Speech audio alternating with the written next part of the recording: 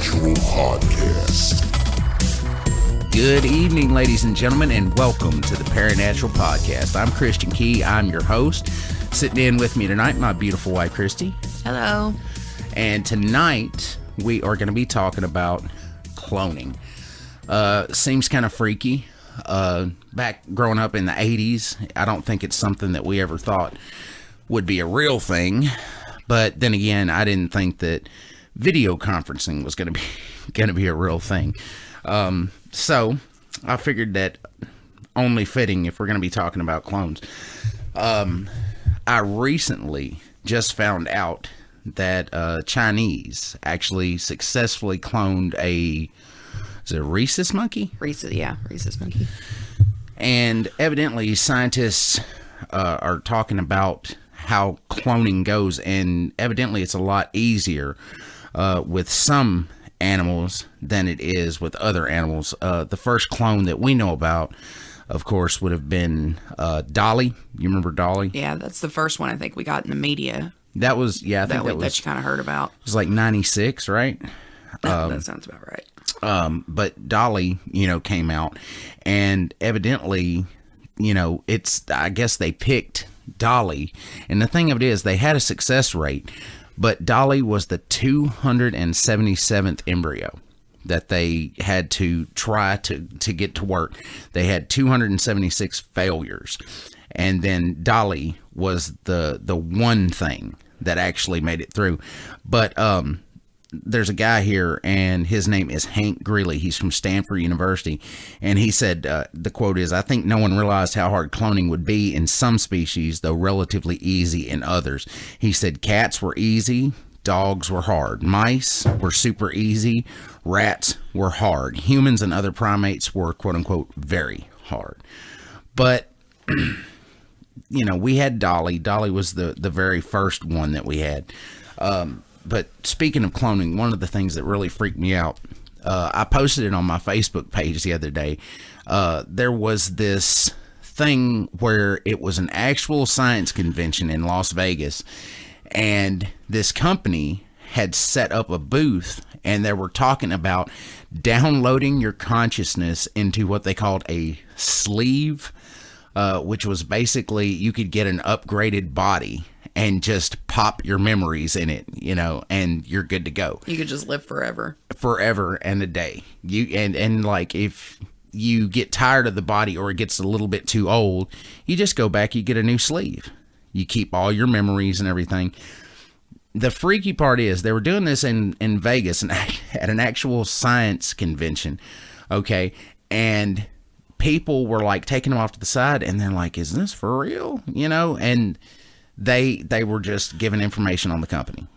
And I posted it on my Facebook page, and people freaked out. I was not the only one. It scared the hell out of me. I because it was in the back of my mind. I was like, this has got to be fake. But still, there was that one little portion that was like, oh, what if it is? And like everybody freaked out about it. You remember this? I thought it was real. You showed it to me. It looked real to me. I was like, oh my God. What is this? Yeah, it looked just real enough. Like they all had like the swept hair and the white outfits. They kind of look like the sci-fi movie androids, that you see. Right. And and here they are doing this stuff. And of course it comes out that this is some kind of promo blitz for this new show, Altered Carbon, on Netflix. And it was weird because it was at a science convention, and people were taking them off to the side and asking them. And these people that they'd hired to give the presentation, I guess they were actors, but they were playing the part like they worked at this cloning place, Mm-hmm. And they would ask them, and they said like they could not break character, or would not. They said they were... Which I imagine they were paid pretty well, to not break character. But I bet people freaked out, like when the Animal Planet did that whole, was it Animal Planet or Nat Geo or something? They did the mermaid story. Like they had actually found mermaids, and they had a whole documentary, and it was this long special they did on TV. And then it turned out it was just like for entertainment purposes only. But people were freaking out because they thought they. Now I know the reason you're telling me this is because your little heart was broken because I know how much you want to believe in mermaids. I do. I want to believe that mermaids are real because they're cool. You want to believe in mermaids about as bad as I want to believe in aliens. Well, maybe there's mermaid aliens out there somewhere. Oh, don't tell me that.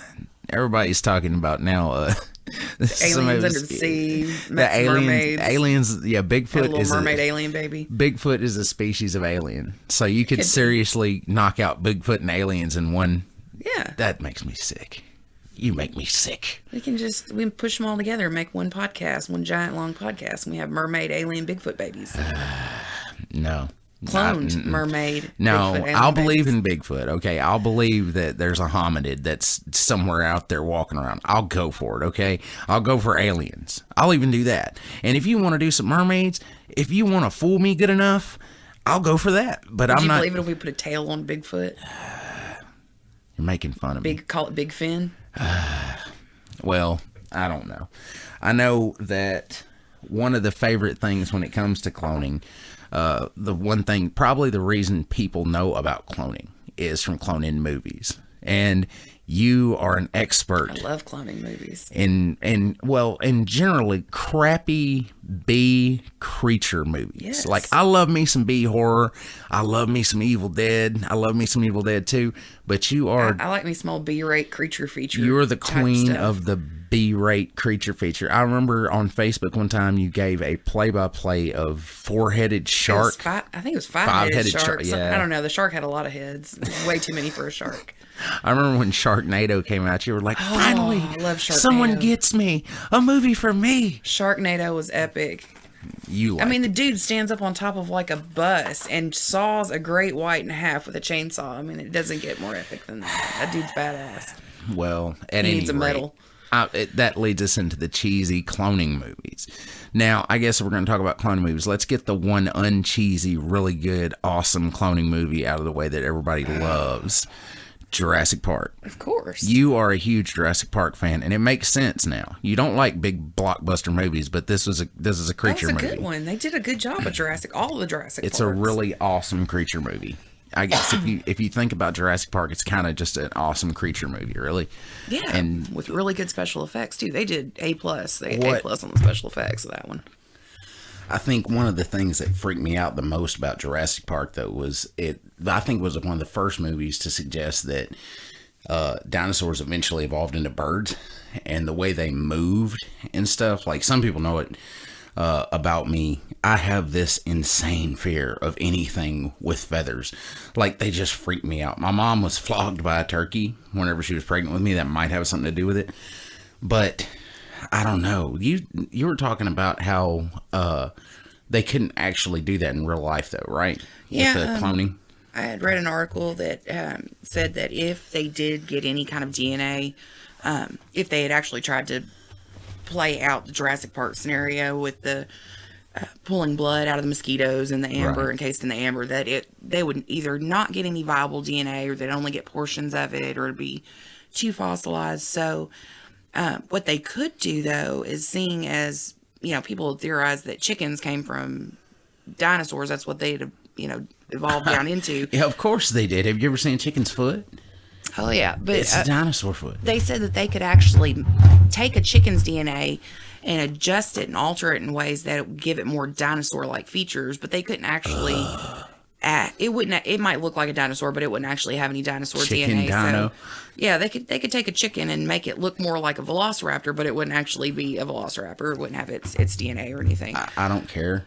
If that was the case, I don't want to live in this world. So you want to what did they call? Oh, it was called the Chickensaurus Project or something like that. Oh my God! Chickenosaurus or So something like much that. nope, man. You don't want one on a Hell leash? no, like a big guard dog. You can attest on a to the leash? fact whenever I got with you and we got together, you had mad chickens around like the house. 18 chickens, and they scared you to death. I don't know why. I'd rather stand flat-footed and fight a bear than be anywhere around a turkey. And I was like just to tell people I was going to get a bunch of emu. My worst nightmare. Like, my worst nightmare. Little baby emus and turkeys, and like sneak them in with a batch of little chickens. Kill them when they're babies. Bring them home and let them just. That's a really big darn chicken. If evil had to be personified into a singular animal, I have no doubt in my mind that animal would be an emu. Like, I have no doubt in my mind. I can't stand it. They are very dinosaur looking. My uncle actually used to have emus, and he had one that got loose one time. Oh, no. Oh, yeah. So we had to pull out the pickup truck. So we've got lots of big fields around our house, ropes, and a whole bunch of people in the back of pickup trucks chasing an emu around the fields. So whenever you die, you can honestly say that one of the experiences that you've had in this life. Emu wrangling. Emu wrangling. Yep. In the back of a truck with a bunch of other rednecks, possibly some whiskey. Great fun. No, there was no whiskey. We were too young for the whiskey at the time, but... And lassos. Lassos, yes. Lassos, pickup trucks. Wrangling emus. Oh, yeah. Great fun. Ugh. So, but Jurassic Park, I guess, is like the... If you think about it, it's a cloning movie. And I think that's the one probably that's got everybody's attention. But you were talking about this other one called The Island? Oh, yeah, The Island.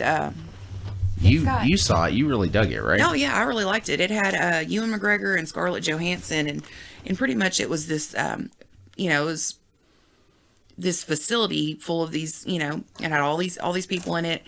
And I guess the people that ran the facility had told all these people that the rest of the planet had died and they don't have any memory of it. So they're just a bunch of isolated people. Yeah, they're all isolated in this, they have no way of knowing. Facility. It's very futuristic, and they maintain their health like, very religiously. Their Big all brother. of their food. Yeah, all their food is monitored, and they, it's like they have their cholesterol monitored on a daily basis. So hamster wheels. if your cholesterol's getting too high, no bacon for you, Brian. No bacon at breakfast. And they have to, exercise every day, and they're all very, they keep their health, keep them very healthy. And so it turns out that you said it was a lottery, right? Yeah, they have a lottery, and every so often this lottery would run, and they got to go to this the last pristine place on Earth called the Island. It's just this tropical paradise. So of course, if you got picked for the lottery, everybody was super excited for you, and they're like, "You're going home. You're going to the island." Here's my question: were people coming back? No, they didn't come back. They just went to the island because it was, that's like the last place on Earth they can go, and they can go there and have their life, and they're not stuck in this little facility, Okay, so they don't no bacon think they're for coming breakfast. back, right? They don't expect them to come back, right? And they think that once they hit this lottery, that all the troubles are over, and they're gonna go live in paradise, and right? Oh yeah, but as it turns out, they're all clones. They're all clones of rich people. You said Michael Clark Duncan. Yeah, Michael Clark Duncan was in it. From the Green Mile? From the Green Mile, yeah. And they, pretty much when you get drawn for the lottery, you don't actually go to the island. You actually get shipped upstairs, and they harvest your organs for all these rich celebrities that had made clones of themselves, and, they need a heart or kidney or whatever. Say a football player needs a new heart or whatever, he'll have a clone made of himself, and this clone will be living somewhere, and they're thinking that it's like they're living in the Garden of Eden or whatever, and then just one day they grab your arm and start leading down a hallway. Yeah, this sounds like the Green Mile. There's actually one part where he, I think they were trying to take his heart. He goes off, he wins the lottery to go off to the island, and apparently, this dude is a football player, and I think he needed a heart. His heart had gone bad. So they ship this dude upstairs, tell him he's going to the island, and they're fixing to take out his heart, have got him all cut open, and he wakes up. And of course, you've got this massive dude, like, barreling down the hallways of this medical facility. Just the back of his little robe hanging open with his butt hanging out. Butt hanging out. Chest hung wide open. You got doctors tackling him, and he's screaming, "Oh, I want to go home. I want to go to the island. I want to go to the island." And there ain't going to no the island, island, dude. There's no island. You're dead. They're going to take your heart. That's cold. That's crazy to think, though. What if somebody just knocked on your door one day and was like, "You've won the Publishers Clearinghouse sweepstakes. But we need your heart. Get in the car." I wouldn't believe it. I'm too skeptical for that. I don't know. I tell you, the one that freaked me out, I posted on my Facebook, that the Altered Carbon. Oh yeah, yeah. I instantly, I'm not going to watch this show. Like, I've heard good things, but these guys took and rented a booth at an actual honest to God science convention in Las Vegas. They hired actors and paid them extremely well to not break character. They present this as if it's fact, like it's an actual honest to God presentation. And they're talking about taking your memories, turning them into a chip, basically, and uploading them into what they call sleeves where they have a brand, you can pick basically what your body looks like. You could have your body, but you could be bigger. Or, you know, they were talking about men, how they could have special features, and you knew what they were talking about, you know, because there's a whole industry based on guys that'll do anything for that. So you got that. It'd be like the ultimate male enhancement. Exactly. It's not talking about just male enhancement, like whole body enhancement. So you take your memory, upload it to this 18-year-old sleeve, run it in the ground till you're 50 or 60 or however old that you don't want to function anymore, and they pop the chip out, get you a new sleeve, pop the chip in, you're good to go. That's kind of an interesting concept. I bet people would be a lot more ballsy. They'd probably be a lot more willing to go skydiving and do risky sports. Dude, I got another sleeve waiting. Let's jump off this thing. I'll just make a copy of my brain, and I'll, you know, take this 18-year-old body and dive off a cliff. Oh, that would suck if you had the memories of your deaths. Oh, that would be freaky, wouldn't it? Yeah. See, to me, that's crazy. I had a buddy of mine. We were talking, and he was talking about this show where it was in the future, and basically you had cameras in your eyes. Everybody had cameras in their eyes, and they had programs where they could go back and replay their memories, because they would be like arguing about something, and they'd say, you said so-and-so, and they'd say, no, I didn't. And he goes, oh yeah, hang on, and they'll run it back and play. And this one person in this society decides they have some kind of operation, some kind of medical procedure, and they have to have their camera taken out. And they have their camera taken out, and they live their life for like a month or two or whatever, and they like it. They like having to rely on their memories, because people no longer relied on their memories because everything was taped, so they could just go back. And everybody was talking to her, you know, like, are you crazy? Don't you know that 80% of your memories are skewed? You know, and it's true. We make up memories that aren't true, like, you know, the whole Mandela effect. Yeah. Like, but sometimes that's not necessarily a bad thing, though. I mean, sometimes that actually works to your advantage. Well, I mean, it's terrible if you're trying to, like, report a robbery. Well, yeah, it's bad in that case, but I mean, like, if something bad happens to you, like, say you got in a really traumatic car accident or something, like, it may not be the worst thing in the world that you don't remember it, like, piece by piece, you know? Yeah, well, like, if you remember when I almost had that aneurysm a little while back, and I had, like, chronic headaches for... A couple months. For what, like... Couple months, 3 or 4 months, I had these chronic headaches. Like, I had 5 blockages in my brain, and it was like the most excruciating pain you could ever be in. And that whole process, I went to the ER like, what, 6, 7 something like that times. And like, I was at the ER all the time, and looking back on it, it's kind of fuzzy. I think that's a gift from God, man, that through those traumatic experiences that you kind of haze over. Well, that's why they say people keep having kids, like, because you kind of forget the pain of childbirth and whatnot. That's the only reason women go back and have a second one and a third one and a fourth one, is because they kind of forget how rough it is, you know? Well, to me, that wouldn't necessarily be just the childbirth, because obviously I could never experience the pain of that, but the process of pregnancy. Oh, like, it's rough. It's rough on your body. You feel like a big bloated weird balloon for like 9 Gary, months. Our son, the whole time you were pregnant with him, you had morning sickness all morning, day, and night. Months. For like 8 months. 8 months of morning sick days, all day sickness. You lost weight there for a little while. You lost some weight. I was thinner the day after I had him than I was before I got pregnant with him. I had so many problems with my stomach. It was ridiculous. Which leads us right back into why not just take some cells from here and some cells from there and mix them up, and bam, now you got a clone. Well, see, somebody's still got to be pregnant with that little sucker. Well, see, that pregnant with the little mini clone. That was one of the things that you told me, because I have this improper idea of cloning in my head, I guess, from the Jetsons and just mainstream TV. And I picture like a grown adult, like somatic tissue, you know, walking into like a cloning device, and boop, then there's another one that's the same age, and it looks identical, and it has all the memories. And you told me real cloning's not like that at all. Yeah, no, right? It's not like that. It's more like a pregnancy. It's more, you know, they take cells from an adult and they reproduce that adult, but that clone starts out as a baby. They still have to go through that whole... So whatever the case, your clone, you're going to have 20 years on your clone, or at whatever age you were when they took It's the not clone, like a or government made it. conspiracy where, in a movie somebody kidnapped the president and put a clone of the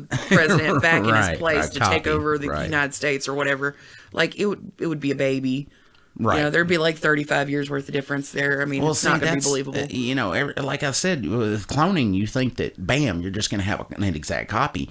And it's not like that. You were talking, it's basically you're rolling the dice because, like, a clone doesn't have to look like the donor of the DNA it came from, right? I think in most cases it does. I mean, it's just there may be like, But it's basically the same as you having a kid and how much that kid's going to look like you yeah, or not, like right? some families have really strong genes and their kids will look identical to their Dominant parents either. traits. Our family's really similar to that. Like like my mother looks a lot like her mother did, but at certain ages. Right. And then, I look a lot like my mother at certain ages. And we have a 1-year-old and he looks just like I did when I was a baby. I mean, He's identical you to you cannot now. tell the difference between the pictures. He is a clone. Well, he doesn't look like the 35-year-old me, but I mean, he looks a lot like me.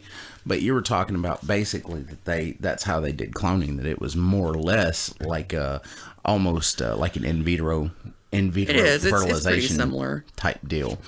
And it's like do you remember Multiplicity? Oh, yeah, with Michael Keaton. Speaking of cloning movies, and this guy basically he decides that he didn't have enough time for work, and then also for his home life, and then then he's wanting his own time, and so he realizes that he doesn't have enough time, and so he decides to make a clone of himself, right? And so he makes a clone to help him with work. All right.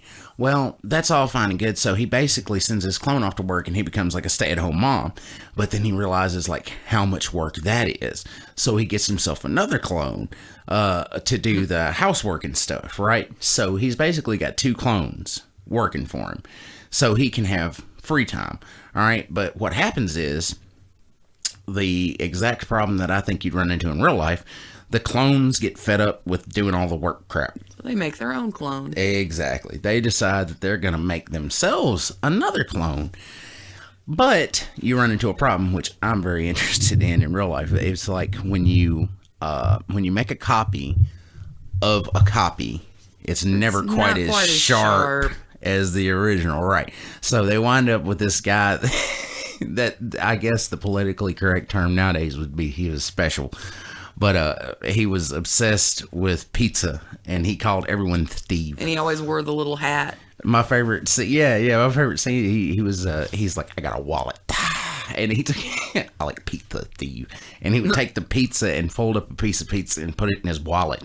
You remember the shaving? Oh, yeah, scene? shaving his tongue. They took the razor out of his little shaver so he couldn't cut himself. Yeah, they're like, we shave him at night when he sleeps, Oh, Lord. And then they all end up sleeping with his wife, and he gets all mad at all the clones. They're like, well, we're you, dude, Yeah, that kind of, if you made a clone of yourself and they slept with your significant other, like, I don't could know. you really be mad at them? You really couldn't be mad. I don't know. Could you? I don't know, man. I would be.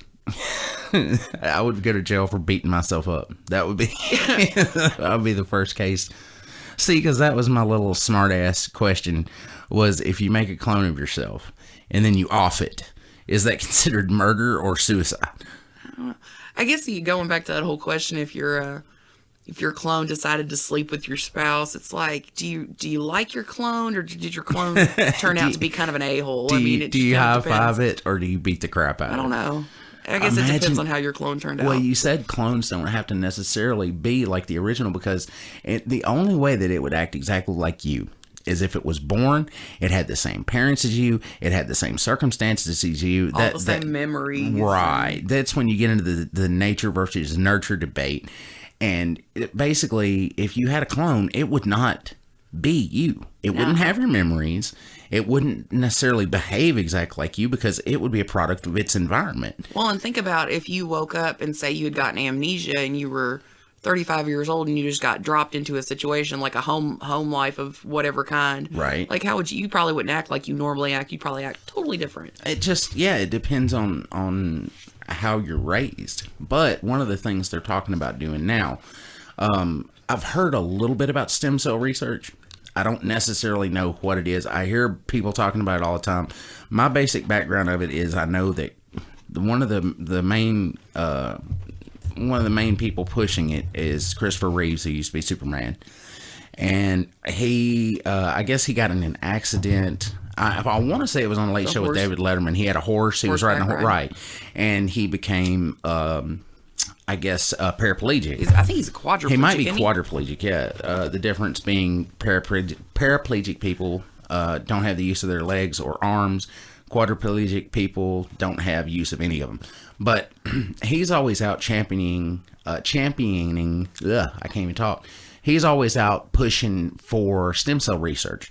And from what I know, I don't know a lot about it, but evidently they take special cells from either bone marrow or in some cases like the blood. What's the cord blood? Yeah, like when the woman has a baby, the umbilical cord, there's cord blood, and they take stem cells from that. And also I've heard that they take them from embryos, certain parts of embryos. But what do stem cells do? I think they're just stem cells. They're just kind of like a blank cell. They can differentiate into any different kind of. So if you needed a whole bunch of different kinds of tissues. If you needed like heart tissue to build an artificial heart, you could start with stem cells and then interfuse them with actual heart pieces of a heart, and they would assume the qualities of the heart tissue. Yeah, kind of like they're important in like research for dementia and stuff like that, because you can differentiate them. Well, there's brain cells and that sort of thing. Right. There's 3 different kinds of cloning, which I looked it up, and evidently there's gene cloning, reproductive cloning, and therapeutic cloning. Now, therapeutic cloning, I believe, is stem cell and stuff like that. Gene cloning produces copies of genes where you can take little individual segments of DNA and mix and match. And reproductive cloning does whole animals. So you'd be talking about like Dolly, again, like the sheep from 96. And that was big news. Yeah, it was when Dolly came out. But what the thing of it is, they don't tell you about the 276 attempts they made beforehand that all failed. And those were horrible. A lot of them were horrible. You're talking about like on the that. outside of their bodies. Yeah, you were talking about like botched clones. That yeah, they were bad. I saw pictures of them on the internet. It was just intestines on just the like outside of their pile body, of organs with eyes on top. Yeah, just mismatched body parts all put together.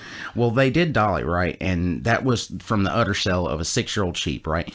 2 years later, researchers in Japan cloned 8 calves from a single cow, but only 4 survived. That's something I'm noticing, that clones seem brittle. They seem unstable as hell. I think less than 10% are successful, something like that. I think that like they could copy something all the way down to the exact cell, to the exact same molecules, but I think that they don't have God. You know, God is, the energy force behind everything. And I think when you take that out of the equation and you start playing God, I think your results are going to be brittle when you take that out. I think we're not quite as good or as experienced in that whole creating life thing as God is. I think we should probably kind of leave most of that up to him. Right. But see, also that's a thing where I think it's a godlike quality to be creative. Because God created everything, the energy that, perpetuates itself and makes all of existence. It's a creation force. And whenever humans have this drive to be creative, but in this drive to be creative, we started doing clones. And in 96, we got Dolly. All right. And besides cattle and sheep, which, they do for food purposes and stuff like that, other mammals that they've actually cloned, that they claim that they've cloned from somatic cells. All right. That's grown cells. They say that they've cloned a cat. That cat's actually, his name was actually Copycat. Are you like getting one in, or are you serious? No, it's for real. The cat's name was Copycat. Well, why wouldn't it be? There was a wolf. They copied it. They cloned a wolf. I've got cat, deer, dog, horse, mule, ox, rabbit, and rat. And frog. I haven't heard frog. They cloned a frog at some point. And then I heard that recently, like within the past few months, Chinese people have actually successfully cloned a rhesus monkey. Mm-hmm. I think it was 2 of them, wasn't it? 2 rhesus monkeys? Maybe. But here's the thing. They're claiming that these are the animals that they have cloned, right? Here's my opinion. I think that whenever Dolly came out, at that point, someone had to have already attempted to clone a human. I think it was inevitable. And I think whenever they successfully cloned a large mammal like a sheep, they weren't going to wait. They weren't going to wait for. Oh, you're saying somebody started after that? Yeah, of course Probably, they or at did. least attempting to. Which possibly means that there might be clones walking around right now. Could be. We could both be clones. The memory thing. That's what gets me about that. Like you can make a clone, but it doesn't have the memories. Now, they're actually talking about now picture this. You walk into a room, right? And this room is filled with cots, with beds, right? And you're walking down the aisles and you're looking over at these beds. And what's on these beds are human bodies without heads that they are growing in labs to make for parts, basically. Have you heard about? Spare parts. When we had this conversation, the first impulse, my knee jerk, was like, "No, that's wrong. Those are people. You can't just harvest them for organs. You can't harvest." I mean, they're just literally spare parts at that That's point. the Like thing. There's no head driving them. There's no head. There's no brain, and it's like I think that's where you get into the moral question of is it right or is it wrong? Because then you have a conscious sentient being, and obviously if you take a life from a conscious sentient being, that's murder. Yeah. But if it doesn't have a head, it doesn't have a brain, so it doesn't have a mind. But it's like, at what point do you have consciousness? I mean, it's when something is able to contemplate its own existence. That's consciousness. Yeah. And it's and you got to think, even if it doesn't, I mean, does a rat contemplate its own existence? I mean, probably not, but I mean, you'd still probably say it's wrong to torture a rat. Well, it goes to varying degrees. I mean, like dolphins are extremely smart, and, maybe they know that they're alive. I mean, I guess. But if they didn't know, I don't know. Even if they didn't sit around and think, I was born a rat. I'm a rat. Why am I not like that bipedal thing over there? Like, what's it doing? I mean, it's still like you would still consider it wrong because it's a living creature that has I mean, I think animals have feelings. Have you ever seen a sad dog? Yeah, absolutely. They have eyebrows. Yeah. They can manipulate. Of course they have eyebrows. That means they must feel things. Hey, well, I'm saying they're very expressive with their eyebrows. Yeah, but I mean, like, you would argue that it's wrong to torture an animal, even if the animal doesn't sit around and contemplate its own existence, but it has feelings. It can make it can make, to a degree, it can make decisions, what it wants. It wants certain things. It's a living, breathing animal. Right. Well, I mean, that's like the vegetarian or vegan argument that, I guess the vegetarian, for a while, they were saying it was okay to eat fish because a fish didn't have feelings. A fish didn't have emotions, and so it was okay to eat that. But, I don't know. Like harvesting parts, I don't know. I guess if it depends on your view of the situation. If you're laying in the hospital and you badly need a kidney, I'm pretty sure that you wouldn't mind getting it off a headless clone. And see, whenever you brought this up to me, I pictured like myself needing an artery or needing a heart or needing a lung. And I pictured getting it off a clone that was exactly like me, like a clone of me. Yeah. And you were like, well, it don't necessarily have to be like that. It can just be a human clone, as long as it has to have compatible tissue and blood. Right, because some donors can't. You can't donate organs to some people because it'll reject. You got to have the same blood types, or you have to take anti-rejection drugs for the rest of your life. Right. And it's like, I don't know. As far as that goes, you can clone the body all day, but then you get into uploading consciousness and stuff like that. If you were able to take your memories and just pop it into a brand new body, would you do that? No, I don't think so. I think I think humans are meant to live for, a certain length of time, a designated length of time, whatever it may be for you specifically, But I don't know. I think life would get boring if you just lived life over and over and kept getting a new body. I think it's kind of interesting to to kind of fantasize about it. Like, what could I do with my, strong, young 18-year-old body? I'd go jump off a cliff, and then if it breaks, I'll just get a new one. Just have a new sleeve ready. Yeah, I'll just have a new sleeve ready at the bottom of the cliff, and you just pop my brain into it, and off I go on to my next, But not for you. Ill-advised adventure. Not for you? Yeah, not for me. And I don't know. I think I think we're meant to live and experience life at different ages, a certain way, for each, portion of age that you're at. And Well, I've worked at nursing homes just like you have, and we've seen elderly people who are full of life and full of experience and stories, and they've lived a good full life, and they're ready. Whenever it's time to go, they're ready to go. They've gotten to do most of the things they want to do.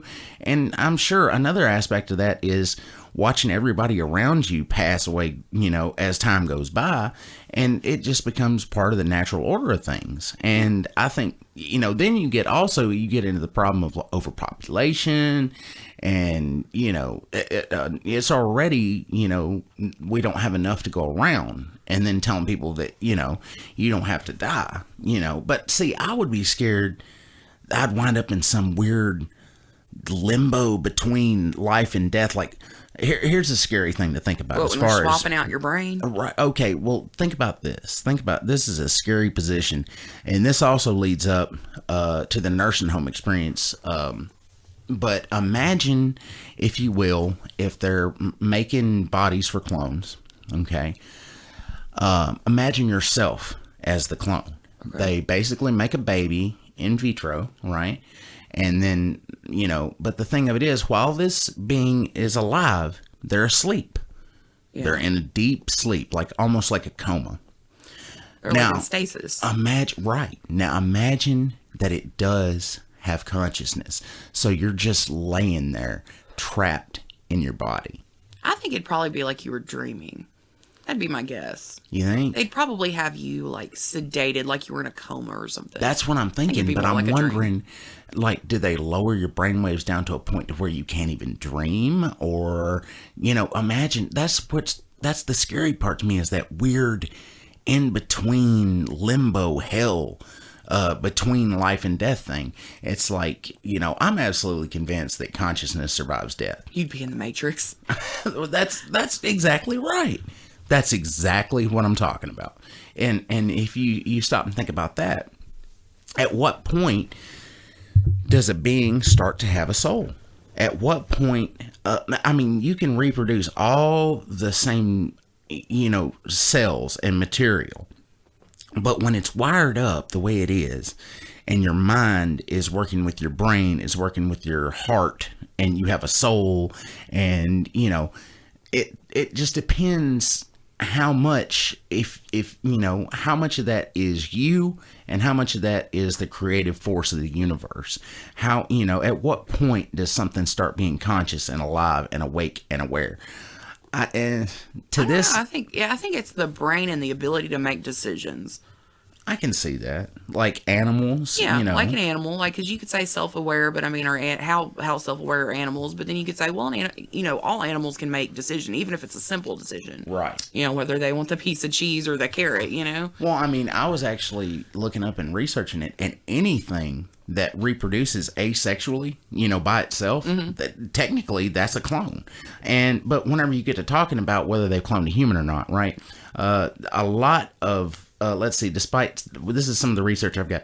Despite several highly publicized claims, human cloning still appears to not be available right now. There currently is no solid scientific evidence that anyone has cloned human embryos.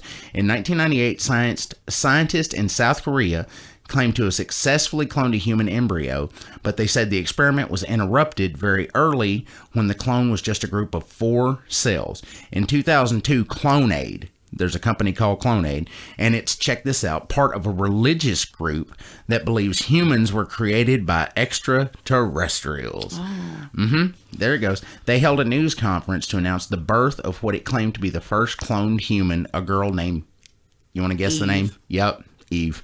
How did we get that one? You nailed it. That was creative. They did a lot of thinking on that name. Well, anyway, they came forward, right? And it says, despite repeated requests by the research community and the news media, CloneAid never provided any evidence exactly to confirm the existence of this clone or the other 12 human clones it purportedly created. I wonder if that had any merit on being Jesus and his 12 disciples. Oh, I wonder. No, probably. But check this out.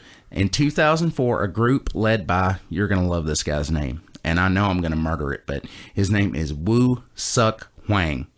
Seriously? Ask me again. I'm dead serious. No, really. Woo Suck Wang. Let me explain. It's WOOSUKHWANG. Woo Suck Wang. Woo Suck Wang. Oh, All okay. right. Dead serious. So You know can't fake a name he's like a that. scientist. You got to believe him.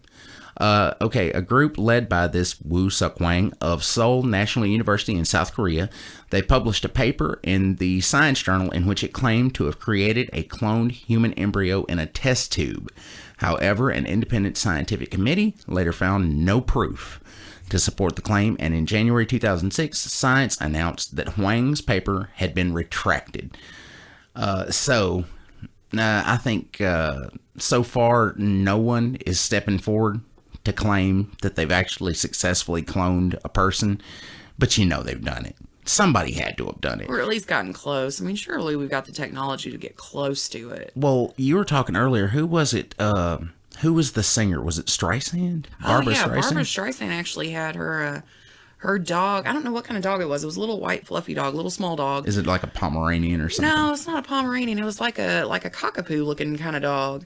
Little white curly haired fluffy dog. But she had this dog named Samantha that died, and I guess she had cloned Samantha and actually gotten 2 clones out of the deal.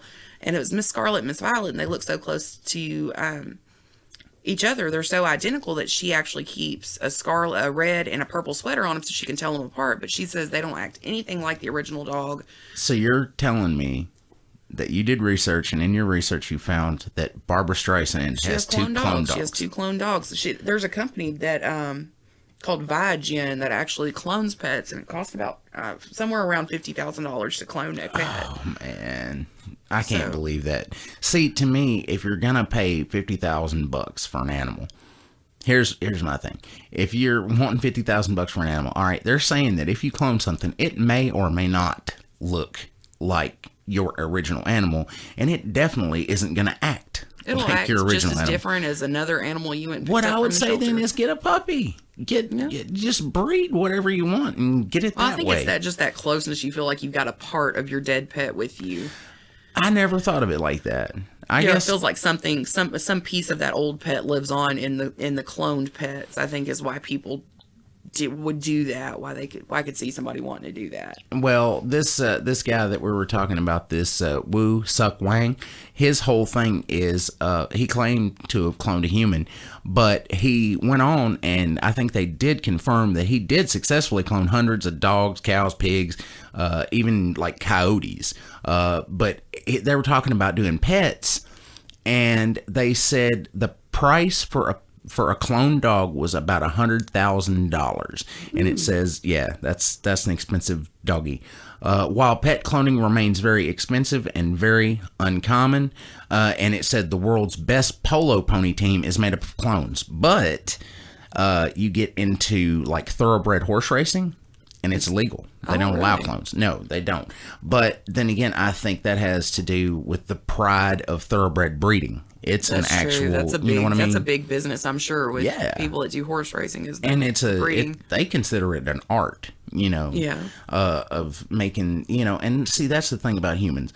They always push the envelope. We want to make things better. We want to make things more like this or more like that, or faster or bigger or stronger. We're always doing that. And I think that nowadays it may not be common, but I think I was talking to you, and you said that you thought within 50 years that it would be way more common? Maybe 50 years. I think 20 is too soon, but 50 may be a little bit more realistic. Maybe it'll become somewhat commonplace if we can get over all the ethical, moral boundaries and stuff that keep people from actually actively trying to clone humans and stuff. The way that you laid it down when we were talking about it earlier, I totally agree with you. You said that you thought that they would start with like animals and start with animals for food. Well, food and research and medical. I think first it'll be reasons. Animals for food, because they're going to say, why not do this? We'll have more than enough to go around.